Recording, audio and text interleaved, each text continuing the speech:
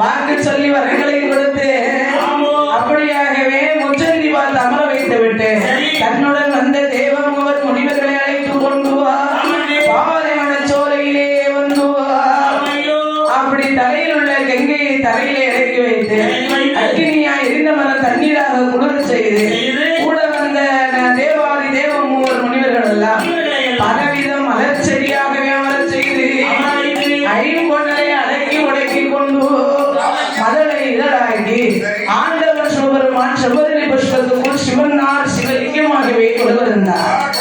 பார்வதி அச்சுதன் கண்ணனிடத்திலே அழைத்து சொல்ல கண்ணன் நாகத்தின் ஆடு மாடு மேய்க்கும் அச்சுதன் சொர்வங்களை கொண்டு ஆடு மாடுகள் எல்லாம் ஆண்டவன் இருக்கும் இடத்தை அறிந்து தெரிந்து ஆடு மாடுகள் எல்லாம் ஒப்படைத்து விட்டு எடுத்தால் ஒரு சொல்வார்.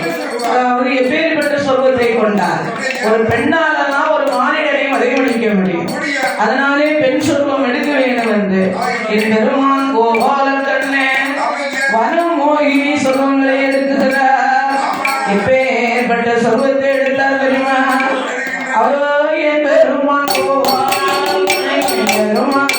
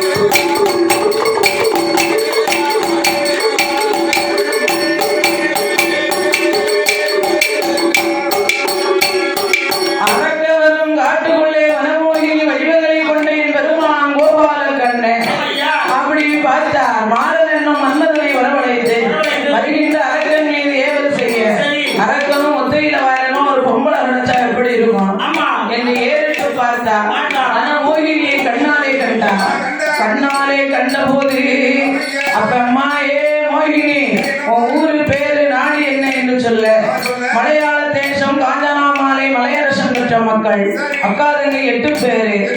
8வது பிறந்தவா கடக்குட்டி மவா என் தகப்ப மலையரசன் ஒரு புள்ள மனுஷனுக்கு கைப்பிடிச்சு கொடுத்தாரு. நானும் போனேன். அங்க சக்கலாத்தி போராட்டம் சகல பேருக்கும் கொண்டாட்டம். இது நமக்கு சரிப்பட்டு வராது என்று சொல்லி போன மறு நாளிலே புருஷனோடு